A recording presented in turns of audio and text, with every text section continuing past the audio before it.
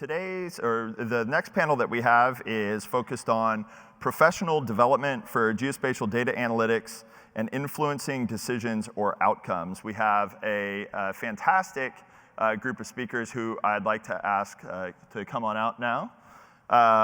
We're going to introduce in reverse order. First we have Sue Kalweit, who is our illustrious leader of analysis at NGA. We have Steve Fleming, Colonel Steve Fleming, retired, who is from the University of Southern California. And we have Todd Bacastow from Penn State. All three of these individuals have been involved with USGIF for 14 maybe years. And they were all plank holders in the establishment of our academic program. You may know we have, I think, 14 institutions around the country who deliver GEOINT content and offer GEOINT certificates at the undergrad and graduate level. And that was a long process to actually figure out what that meant, what those should be, and these three individuals worked tirelessly some 14 years ago to make sure we got there. We are going to start with Todd, go to Steve, and then Sue. And please, I know it was just said to you, but I'll say it again. The cards, the questions you're giving us are great. And just make sure that you fill them out early so they get up here and we can shuffle them and deliver them out to the speakers appropriately. So we'll start here with Todd. And Todd's at Penn State's Geography Department. Not to be confused with the other Todd Bacastow, who is his son and also a GEOINT professional. So Todd, come on up. Thank you. Thanks, Chris. So I want to start out, say good morning, and I want to apologize for my slides. When I retired from the Army, before retiring from the Army, I taught at West Point, and we used to have a graphics artist who would do slides and stuff for us. When I got to Penn State, I had some slides I wanted to get done, and I said, gee, who's a graphic artist that does that? And they just started to laugh, and they looked at me and said, it's you. So my slides, I think, will communicate the information, but they're not graphic artist quality. So with no further ado, okay. I'm going to do something unusual here. I'm actually going to start out with the questions given to me. I may not go much further than starting out. But really the question, first one was given, how does the accredited academic institution develop graduates that meet the current professional development requirements for both the commercial and government geospatial entities? Really good question. I would like to say that we really don't do it as well as we should. And let me explain why. And a lot of what I'm going to explain here really goes back to a study that I had a group of students do last year. We did a comparison of the preparation of geospatial intelligence professional in both the US and UK, which was actually quite enlightening. So, oops, that's right, good. So the squiggly lines in my expert design here, what you'll see is the bubble at the top with the US in, meaning the US community, and the blocks, if you go down, the blocks of the academic institution, and below that is the block with the K through 12. So what we have in the US, in this community largely, is we have people coming from a myriad of academic institutions, sometimes multiple academic institutions, and multiple ways getting into the US geospatial intelligence profession and community. So what do? You see the double circle at the top. The double circle actually means we do some sort of certification in order to make sure we have the quality of the person, the right quality of person coming in. Actually explains the whole role of certification to me. We don't find that every place. Here it's actually essential. There are certain strengths of this community. We have great diversity, which I think is important. We also have a very broad base of institutions we can ramp up and find unique skills. So we've tried to fix that somewhat with, by building channels through that. So the channels, you see a couple lines. One is marked CAE, Center for Academic Excellence, was initiated by NGA a couple years ago, and the USGIF has their accredited programs. So in essence, both of those are trying to build channels through this maze of academic institutions and different programs in order to bring people in. I would like to add, though, that really these are really just initial efforts, and as dedicated as all of us are to trying to make these work, they're not as good as they should be, nor as good as they will be in the future. The other thing I might comment about in this is the K through 12. What we found in European and other societies and academic cultures is that we have students coming into the academic institutions of higher learning, colleges and universities, with a much, much stronger base of knowledge of geospatial concepts. That's which we lack in the K through 12 program arena. So USGIF has and is developing an active K through 12 program to try to solve that issue. Okay, next question. What role does data science, remote sensing, signal processing, programming skills, software automation, among others, play, and I have it underlined, in the workflow of the future geospatial intelligence analyst? Really interesting question. So it requires me to look into the future a little bit. So putting on my, my futurist hat and looking in the crystal ball, I would broadly characterize future GEOINT work as occurring as a human-machine team. You could probably argue that we've always worked as a human-machine team. I agree with that. I think in the future, though, we're going to find it being a true human-machine team when the machine learns from us and learns part of the tradecraft, or maybe the bad habits, too. So humans are augmented by advances in geospatial data science, geospatial technologies, AI, and automation. A lot of times you hear that as data science. I like to put the word geospatial in front of it because I would contend, and I do feel, that there are really differences between data science and geospatial data science. So, what's the challenge there? There was an Army Research Lab analysis of fratricide incidents. That was really interesting. What it found is that it usually evolved when someone seceded control of the technology. In other words, you trusted it too much.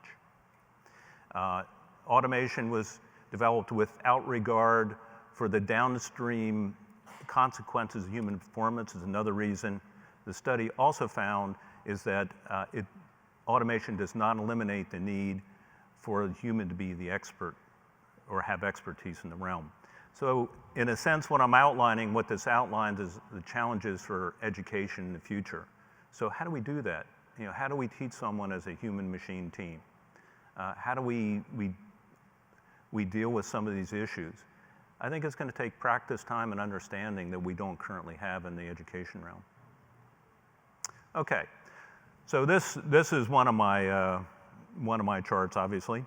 So work as a human-machine team, we need to more rapidly translate and transition what we learn in the field into learning. And I use the word learning carefully. Oftentimes there's a distinction between training and education.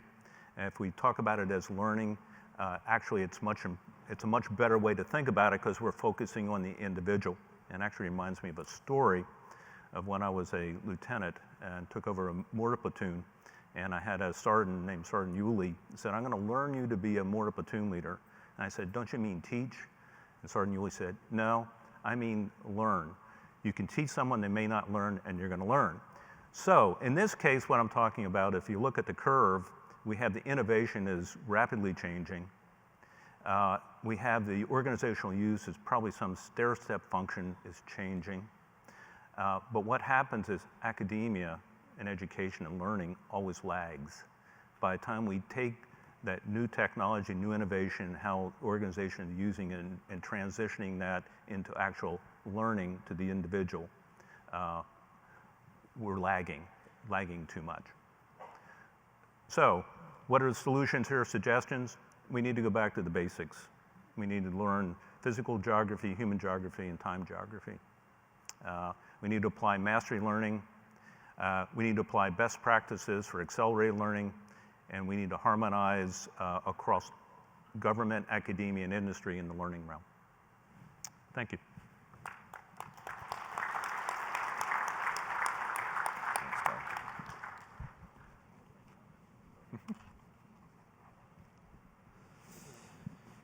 Thanks, Todd. The It's an honor as well for me to be here with y'all this morning. I've known, as Chris articulated, I've known Todd and Sue for a long time, and consummate professionals, and I think all of us are practitioners just in different ways. And so when you look at what Todd does and what I do, and I think what Sue does, practitioners in different ways. My spin on it is a little different. I'm actually a pinch hitter today for Phil Chibota from the United States Marine Corps, who is the Assistant Director for Intel at Headquarters U.S. Marine Corps. And he actually has been close to the fire recently. And so when I look at what he's done in his career path and what I did in my career path, we're similar in that both of us did time in service for a while, and I actually just left active duty military service a couple of years ago. So I was actually a user of GEOINT as well as a teacher and educator of GEOINT. And that, I think, in this context helps me at least replace him and what he was trying to do this morning. So the thing I would like to talk to you all about today is a few quotes. Actually, this is one of the ones that we grab hold of and we find those quotes. And I think wisdom is really the accumulation of a lot of good quotes implemented by a person. And so I've actually got a little bit of wisdom because I'm a little bit older, but this is a good one, and I like this one. This doesn't mean to say that what Barbara Bush did in her great life about literacy and our understanding of how to read and write is not important. Certainly it is, because you have to be able to do that first before you can then even attempt to unlearn something. But I do like this idea about what the illiterate of the future are going to be, and those will be the folks that can't learn, unlearn, and then relearn. And I think that in context with what we're going to look for in our future analysts is going to require them to be extremely nimble-minded. And this is individual nimble-mindedness and very creative folks. And so I think of what they'll have to do. They have to be curious. They have to have that twinkle in their eye. And when you look at them, they have that curiosity that's asking you to provide them more information. And then they're also, they feel free to question. They actually are eyebrow raisers. They'll raise the eyebrow at you and actually question what it is that you might say or you might be doing because maybe they have another method. So I like the idea of being nimble and adaptable. The next thing I would think is we're going to have organizational adaptability. And let me tee up a quick video I want to run for you. So good teams communicate well, cooperate well, and care about each other. That's a Bobby Knight quote. And so let me set the stage for this video. This video I'm going to run for you, and I apologize in advance. The audio is not great, but it's about a 1-minute clip of some work that's being done by our SEAL forces. And so I've actually seen a lot more of what's in this video. This is an open source video that we'll show you, but there's a lot more going on with it. But I would ask you when you watch it is to think about what Todd mentioned, and that is the person-machine latch-up and how well that has to be done in order to make a very fast, strong, solid decision.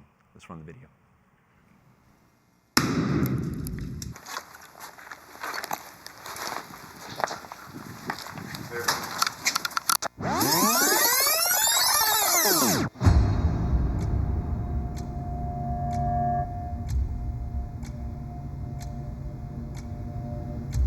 Some of the greatest risks that we assume is when we charge into a building without having ever been there. So what we're doing with SHIELD is enabling our forces to send autonomous eyes inside of the building prior to human clearance. So we're buying down risk to force.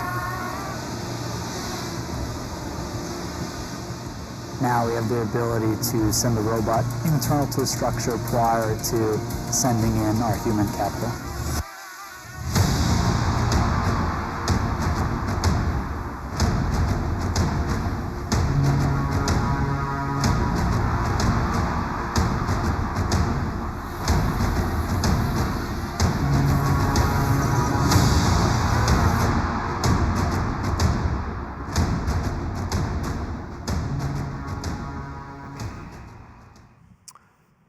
So when I look at that and think about what that tells me, this is this idea of being able to very rapidly grab data, figure out what the data is trying to tell you, and then make a decision from the data.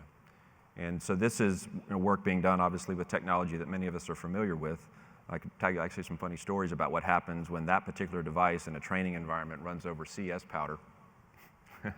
And watching the CS powder go everywhere, and then everyone comes running out of the building. But it's the things we do when we try to train and figure out new equipment, how it's going to be integrated with the force. But that's a classic, in my opinion, example of person to machine. We've been very good at person to person, and now person to machine, and then in this case, person machine to people decision making, I think, is going to be critically important. So with data volume, velocity, variety of data that we've got coming in, machine learning awareness and being able to understand the data science behind it in order to be able to do these types of missions, I think is going to be critically important as we move forward.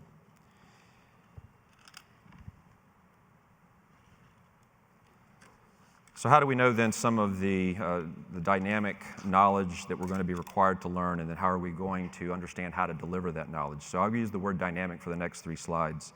So James Stavridis, who many know was the Commander-in-Chief of Southern Forces as well as Europe, and he gave a great quote, and he said, "It was all just high school, it just keeps repeating itself." Someone asked him once, "How is it that you became such a great leader at everything you did?" And his response, in my opinion, was spot on, and that is, once you've been through high school, no longer do you have the fear of ever really trying to tackle a new problem again, because you've done it once. You just need to learn how you did it before and improve upon that position. So it's all just high school, it just keeps repeating itself. And he told that story as a way of explaining that college was just like that, and so was the first new job, and so was a new relationship. That once you've done it on your own as an adult, then you should just be improving your position always. So I think when we think about a lot of the things that we already have in education and in what Todd talked about, learning, there's a lot of it out there, but we really have to keep up with what are the standards that we need to be putting in front of the folks that we're asking to do the work. So dynamic professional expertise recommendations, we find this in our bodies of knowledge. So on the left, you'll find the GEOINT essential body of knowledge. You have certifications that help us do that. And then you have academic programs that are assisting and actually communicating that information. That's important for us to understand so that when we build our training and academic programs, we stay in step with it. And so this, as Todd pointed out earlier, there is a difference between education and training. Education, and I'll talk to this on the next slide, is a little bit more I guess, methodical in order to keep us on task with what we do with our credentialed programs and our accreditation programs in academia. I was told once, NCOs give us most of our great knowledge as we grow up in the military. So good old First Sergeant Robinson told me once when I asked, what was the difference between training and education? I tried to explain it that it was the difference between answering the question of the 5 W's, the who, what, why, where, and when is the education. And then the how is training, and I was going down this path, and he said, "Stop, do you have kids?" And the answer was yes. Boys or girls? I've got boys, and he said, well, I've got girls and boys. And he said, the question that you need to ask and answer is this: if your daughter or son was in high school, which would you rather them take? A sex education course or a sex training course? And I knew what he was talking about because one answered the question of who, what, why, where, and when, and the other one answered the question of how. And yeah, we laughed about it, but I realized from that point on that there are clear differences between these two things. But understanding how to make sure that we have dynamic education and dynamic training that's going along with those technologies that I showed you in that video clip are very important to us. And so we have to have organizations that can respond and react dynamically to the requirements. An example of what this might look like would be having what we'll call essential courses, advanced courses, and capstone courses. So most of our academic programs that you find that are credentialed by USGIF have something that looks like this. So I'm out at USC, so ours looks something like this, but most all have the same flavor. And that will be a set of essential courses, advanced courses, and capstone things that we ask our students to do. And I would argue that our essential courses are things that academe can do very well in the unclassified world. Some of the more advanced courses, the ones that are maybe more cutting edge, where we actually borderline training, where we're just trying to get the new thing into the field quickly and show them how that works, should leverage everything that we've already taught and put in front of students in the way of being able to think geospatially, being able to understand how to do data acquisition, remote sensing requirements. I would argue that Todd mentioned it about understanding how to make sure folks understand human geography, physical geography at core. And so having a course or something like it in human security and disaster management should do that. And then having a flavor of tradecraft at the unclassified. But at the end of the day, in order to build confidence, we have to make sure that our practitioners and the folks that are coming into the field behind us have the confidence to do what it is that they're going to do. And this is often done through a capstone course where we demonstrate to them that they're capable of doing it today. So this begs the question, what's the value proposition of something like the GEOINT Symposium? So actually, if you look around the room, you're going to find a lot of folks that are here, but could there be more of the practitioners of tomorrow that could leverage an event like this? I asked the question of Todd backstage, what would it cost Penn State or USC or George Mason or fill in the blank? What would it cost them to run an event like this in order to put all of those that are in that senior position of being able to transition into the field in order to stay current with all the technologies? I would argue that this is the great place for them to see that and do that on an annual basis. Everything that you think about here and what you see, whether it be through the workshops that are taught, whether it be through what we see on the tradecraft floor, what we see here and the different events that we put in front of you, I think a lot of that, to include the stuff that we have in the lightning talks and the government stage, a lot of that is the current stuff that's going on, and that's the kind of information that I think we need to put in front of our analysts.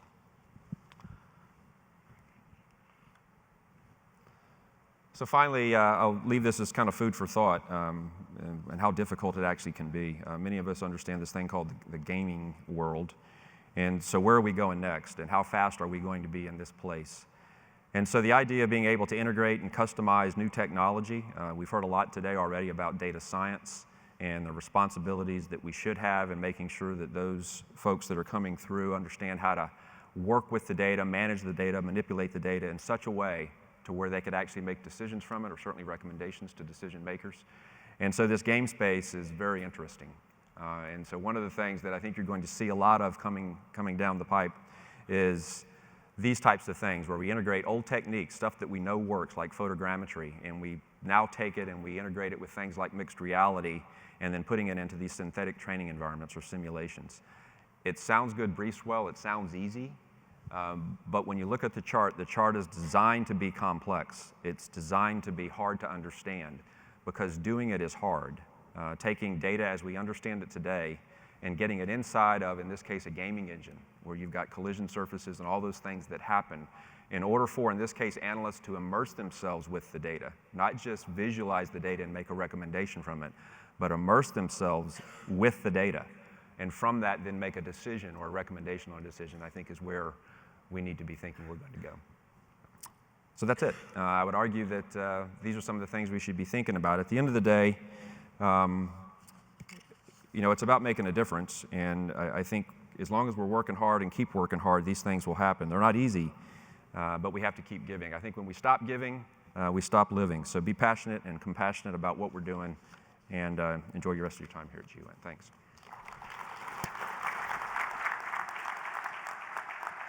All right, thanks, Steve.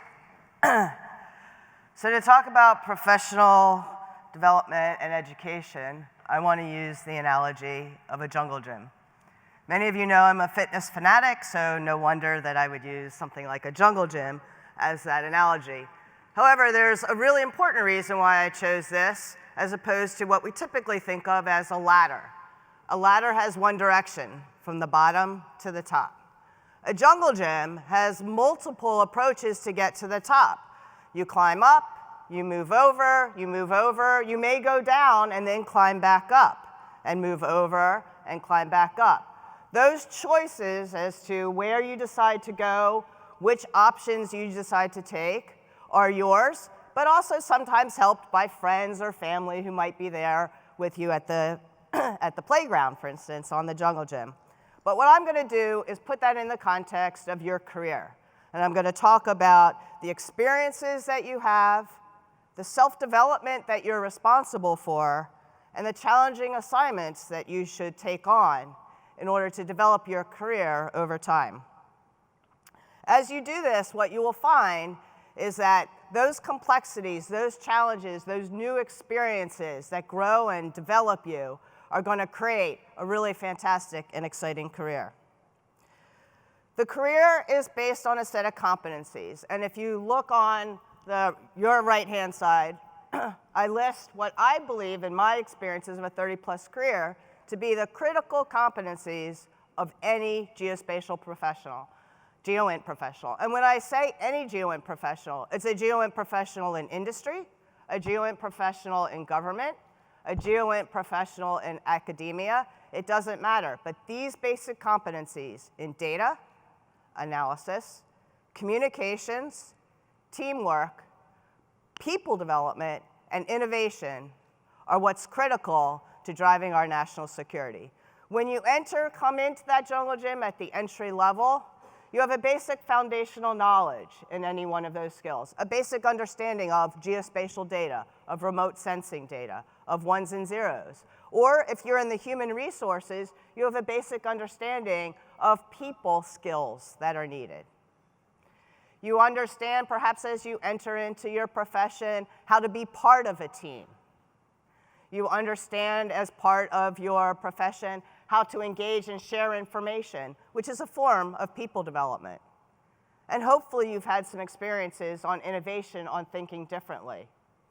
What we want over your career is that as you move up, as you gain more experiences, you then start to expand and to create more complexity, not only within each one of those competencies, but actually across the competencies, where you're starting to bring data and analysis together in ways that are more than just simple, but actually getting into some deeper insights and starting to give you questions back to ask as much as you're asking the questions.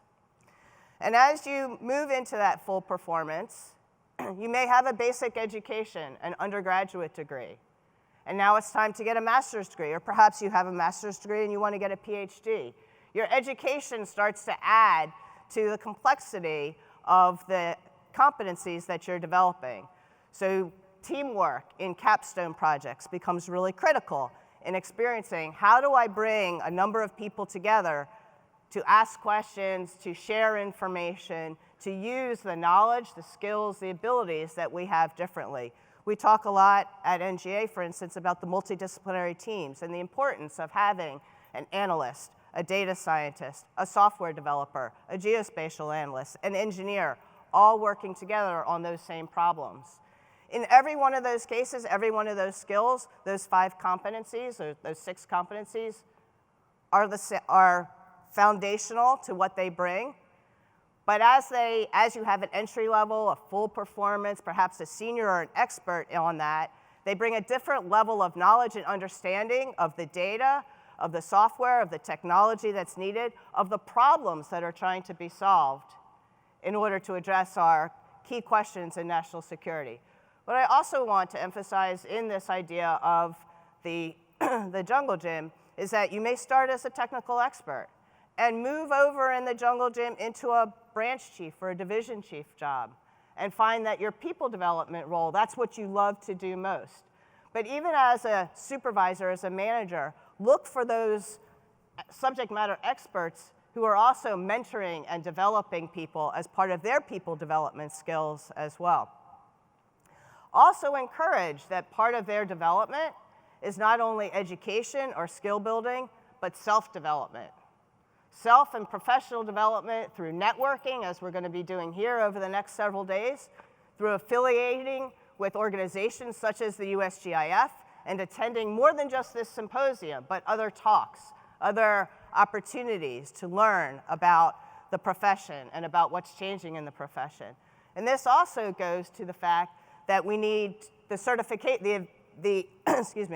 advantage of the certification. So certification isn't a one-shot deal, whether it's certification at NGA, certification through the USGIF, certification through the program management organization. All of them require continuing education. And that points to the need to continue to develop yourself. And for us to also encourage, as we are more senior, to encourage those who are more junior, as well as our peers, to develop themselves through those opportunities. Finally, I can't say enough about the importance of having mentors, sponsors, and advocates. And throughout your career, whether you're at the entry level of career or the expert level, whether you're in the subject matter expert area or you're in the career management supervisory area of your career, we all need mentors. And throughout the experiences that you're gaining, you should gain new mentors.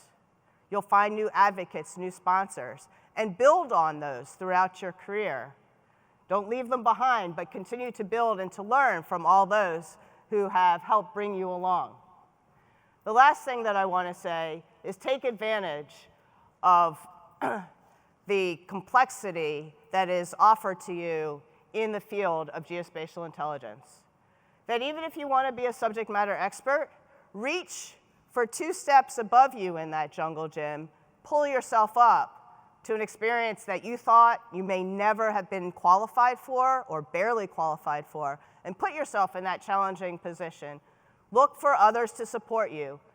Develop yourself through reading and learning, but be up to that task, because that job may help you to reach back to where you're more comfortable at a higher level position, or to find yourself actually traveling further across the jungle gym than you ever thought you would go, into an area where you never thought you might be, whether it be in a management role or in a subject matter expert role, whether it be in government or industry or academia. Keep your eyes wide open. It's those challenges that you don't expect, that you aren't anticipating, that you want to grab onto, reach for that bar, and take advantage of it to grow professionally and really support our national security through the geospatial intelligence profession. Thank you.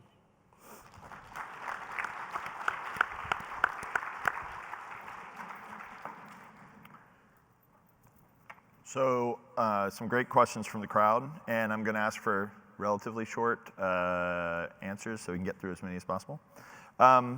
The topic of man-machine teaming came up in a couple different talks here, and I think that relates to a couple of the questions around AI, ML, data science, right? It's humans teaming with these big machines. They're not drones, out on the battlefield, but they are big machines that are increasingly intelligent, that we have to feed the beast and somehow get out of it the things that we as individuals have the responsibility to deliver right on the mission.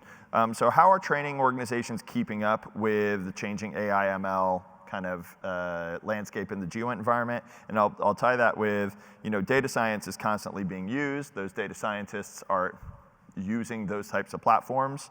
And so how are Penn State, USC, and even NGA thinking about that in the training and keeping the people up to speed specifically?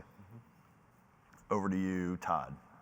Well, we are thinking about the human-machine team and how we teach someone to be effective in that realm. To be quite honest about it, it's at the point of thinking. There are really no truly active human-machine teams where we have AI machine learning that we're using in education in our program right now. That's not to say in the future. I ask all those folks that are developing this, talk to the academic institutions so we can begin to pull that in and make it much more time sensitive to what's happening. So at USC, we recently launched a program about 2 years ago that was called Spatial Informatics. It's now Spatial Data Science. And so this is the integration of 2 academic disciplines. You talked about cross-disciplinary. So students come from primarily computer science, but they also want to understand the spatial part, and Todd, you mentioned it, geospatial data science. And so students now take courseware with us, and they also take courseware with the folks over in computer science in order to complete, in this case, a master's degree. We're looking at offloading this in different ways across campus. One of the things that we're starting to see is many academic disciplines are looking for the half and half, if you will, the spatial that you put into your coffee, the coffee being any academic discipline, because it's becoming so, in this case, popular across campus that folks are asking that question about why is the science of where so important. I think most of us know that everything's now geotagged. I think we're at 92, 93% of all the world's data that's coming in has geocoordinates with it. And so this is date timestamp data. There was a time when I think it was closer to maybe 15% about 25 years ago. So when you think about why so many disciplines are interested, it's because the data that they now work with has the ability to do something, in this case, spatially and temporally with it. So to answer the question, yeah, we're already down that path of bringing it into our academic programs. And then now we've got to figure out how to get it across campus, which is undergraduate resident programs, And then in the graduate space, graduate online programs that can be delivered both synchronously and asynchronously. We do asynchronous learning, but there's multiple ways that we have to then provide, I think, contextually by many academic institutions, the right opportunity for the student based upon how they learn. Sue? Yeah, thanks for the question. So at NGA, machines augmenting the way we do our work is critical. It's critical for our analytic mission, it's critical for our source mission, it's critical for even our back office missions in terms of understanding our finances, our contracts, and our human resources. But let's talk a little bit about what it means to create a machine-augmented organization, or an organization where machine uplifts, really lifts your business. 3 parts I would offer to that. 1 is around the tradecraft, 2 is the people, 3 is the technology itself. On the tradecraft side, it's really about learning how do you do work differently. And that's where we are right now, is learning about how we do work differently by using machines to enable some of the routine tasks that we do. We've already got several examples that are operating on a limited scale right now, but are showing real promise as we look to scale them up and move them enterprise-wide. They're on a limited scale in terms of just identifying change detection in important areas where we need to focus our attention so that we're not having to spend time looking uselessly at pixels or other information that isn't going to provide us the insights that we want. So that change detection's become important, and we have a lot of small successes that we're really excited about. So that's the tradecraft, really building it into how are we going to do work differently. The second piece then is around developing the people. And with that, one of the things we're making a requirement across all of NGA is basic understanding in computational literacy or data literacy. So everybody, regardless of what work role you have at NGA, over the next couple of years, will have a basic understanding in the computational and data sciences. So we understand what data is, what it can do, and how to ask questions of the data. That's the key. The final piece is the technology. And it's great to have the tradecraft and the processes and to develop your skills and knowledge, but you also need the right tools, the right libraries in the cloud, the right software to work on. And that's something that we're also building into or bringing into the organization. So we are pulling everything together at once, starting to show some small successes that we look forward to scaling all together and running as fast as we can to keep up with where the technology can take us. Great, thank you. So I'm going to start smushing a bunch of questions together. We have several questions about what are kind of new innovative methods for instruction that are out there. I think you've touched upon some of those. Project-based education, and many have touted, GIS in particular is very suited towards project-based education, and many people learn better that way. There's some questions about, some folks came into the discipline through field work, and in particular, like the soldiers, Marines, that are like 12 Yankees, 125 Deltas that come up doing this in the field, and that's a bit of a different sensibility than in the classroom behind the screen. And then, academic institutions challenging people who are already GIS professionals, how do you challenge them as they come in to let them up-tool? So that's kind of a big mix, but kind of there's novel ways of thinking about instruction and how you're going about that. Well, we do need to change the way we teach.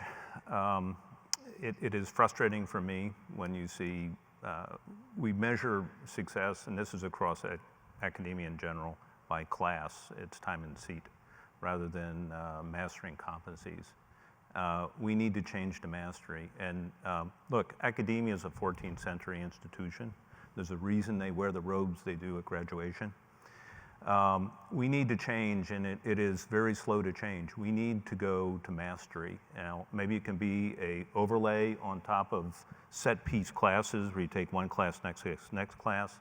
But we need, in this community discipline, we need to go to mastery. And that is the opportunity with the essential body of knowledge and the other things, is to measure those competencies and see mastery.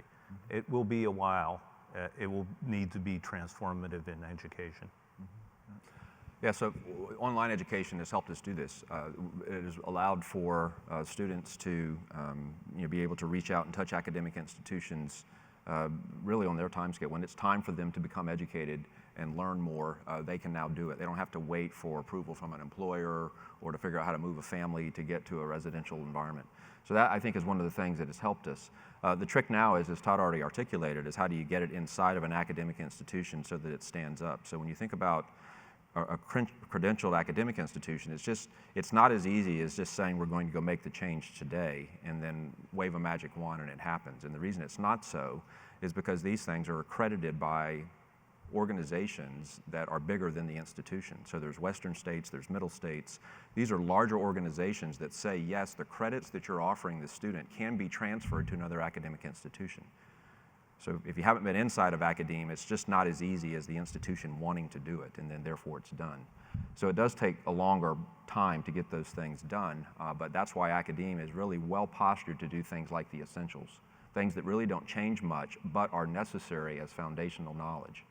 The things that change quickly, then you have to be unique or very adaptable and dynamic, I think, and most institutions try to find a way to be unique in this area to where there's a workaround still within the academic construct where you can actually deliver content that's very fresh. So what you have to do is essentially have a course, and then you have tracks within a course. So you can now have someone who's taking a geospatial thinking course and now go read some specific literature about the newest ways that GEOINT folks are learning. And then in remote sensing, instead of just taking a standard remote sensing course, this is the latest technology on the last, say, 10-15% of the course that is built in as part of the curriculum that's known to change every semester or maybe every year. And then on the back end of this, the way you integrate with projects is you do have projects-based requirements for your students. Sue nailed it. It's the idea of bringing teams together on these projects that actually come at it from multiple angles. So to get a practitioner, like someone who's been in service and has worked GEOINT as a practitioner, next to someone who might have been in academia or possibly worked in another profession, say Department of Homeland Security or FEMA, and now they're students together solving the problem from different angles with different backgrounds. And then you just need to hook a real-world project. So how do you hook real-world projects? You work with industry or you work with government.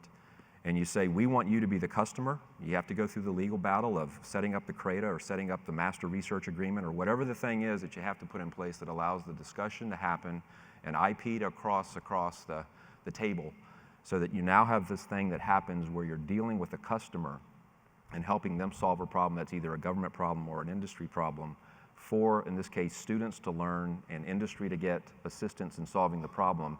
And the big win is, after that's done, maybe they end up going and working for that organization because they've actually done the project work for them as part of a student process. Yeah, so Steve and Todd, I love your answers, and you've put out both challenges as well as some approaches to future solutions. I think the only thing I'd like to add, and Steve really building off of your team building, is cohorts. So as the classes, and whether they're virtual online or in person, creating cohorts where then the students can learn from each other. Because students are coming from different experiences, and going back to what I said, the importance of experiences to building a knowledge base and being able to share those experiences.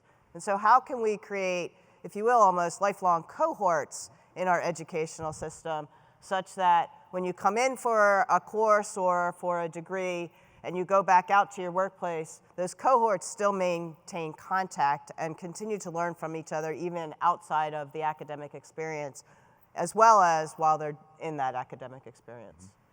Great. So we're running up against the clock, and unfortunately won't get to all the questions. But I do like this one. The foundation's been doing a lot to reach out to law enforcement, reach out to Homeland Security, reach out to different groups. But this question is specifically about what can state and local governments do to encourage and support the building of geospatial data analysis competencies? How does that help support the mission? And if you think about it, right, the state and local governments are in all 50 states. They're everywhere that we're gonna have to go do something. You know, what kind of competencies would we like them to invest in so that we can have a force multiplier amongst ourselves? Anybody? Yeah, I can jump in. We had a project actually in the last year that basically demonstrates how you do this. So the city of Los Angeles, I mean, at the end of the day, if you've ever been out there and looked at it, you know, I'm a southern boy from Jacksonville, Florida, and I go out and walk into LA, and I'm like, this is a little country here. I mean, they have the problems of small countries, and in some cases, bigger problems than small countries have. So we can say it's a local government, but at the end of the day, if you can solve some of their problems, you can actually solve some really big problems. And so you partner with them. You go to the city, and we actually worked with them on a thing called GeoHub. So the delivery of data and working with their data sets, and then from there we put student projects on it, found them as a customer. It became actually part of their police organization, and asked them to help provide, in this case, the problem set that students can actually work on. Right. So I think that's a way of doing it. It attacks the problem just from a slightly different angle. But I think most of us know emergency services look a lot like what the military does when we get involved in a natural disaster type response mission. They look a lot alike. Todd? I definitely don't want the last word here, but I think one of the things that we need to do as a community is articulate why geospatial intelligence, or how geospatial intelligence is different from other analytic disciplines. And oftentimes I'm approached within the academic community and said, what's the difference between what you do and other geospatial analysis? And what I like to say, ultimately, it's dealing with the tradecraft, is we deal with things that are secret in a lot of cases, denial, deception, which plays into business, which plays into government, it plays across the board. No other discipline really will do that in the geospatial realm.